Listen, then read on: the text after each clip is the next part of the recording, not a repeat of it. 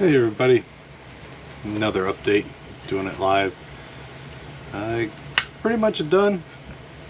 I gotta put some pledge on it, give it a clear coat.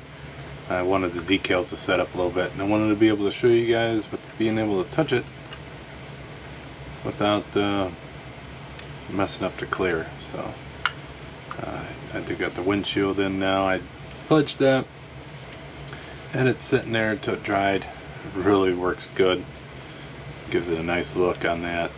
I try to do some detail on the gauges and stuff, and a little dry brushing on the main dash to highlight some of that. It didn't turn out as good as I wanted it to, but it's in there. You got the two joystick gauges in there.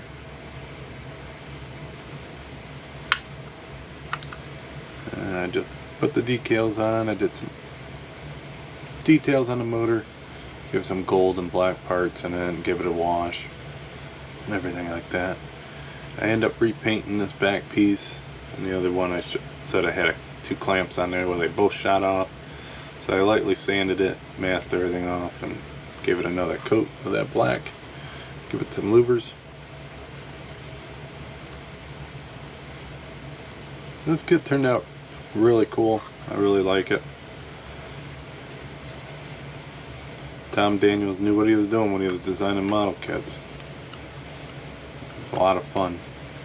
I think that's what he was all about when he was doing his designs. One other thing I have to do is glue this on.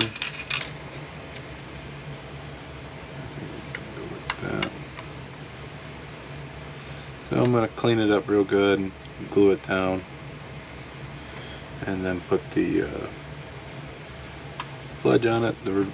I use Revive It, which is Future. That's just a newer version. And I got these gluing up. I use tacky glue so that way I don't do that fogging like Super Glue likes to do. And I end up gluing those in there. If you notice, they made the base clear just to be a little different. Something back in the day that they had. I end up putting pledge on this. It's just a hair tacky still. But you can see the difference in the future and the non-future. It's a big difference. You gotta be careful when you put on the decals. I have it sometimes lift the decals up. There's the motorcycle. I put a little wick in there. D-Rat Factory, he said you need to put a wick in there. And I was thinking that before, and if I'm thinking that and he's thinking that, it needs one. So what I used was a braided wire, and I made it long. I drilled a hole in there. I twisted it, super glued it down in there, and it was like way out here while it was drying, and then I bent it the way I wanted it and cut it off. So it looks pretty good. Turned out real well. And I try to do some different colors of metals in there on the motor, and then a wash. So I'm pretty much done. Oh, I got the tail light too to put on the bike. I just gotta wait till this dries. I think it's dry now.